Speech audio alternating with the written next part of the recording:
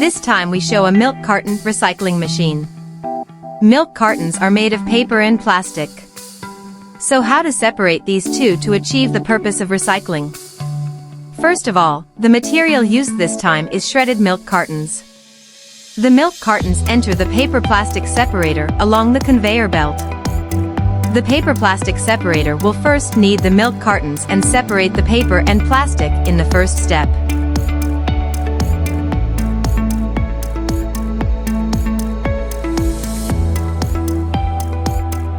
The separated plastic will come out with the conveyor belt and be sent to the second process for wet decomposition and cleaning. The plastic will be washed with the movement of water.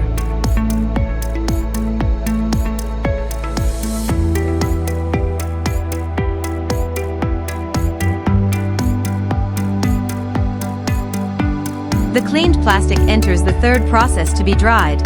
The water in the plastic is evaporated, and then enters the fourth process with the conveyor belt to further crush the plastic and finally discharge it into plastic pellets.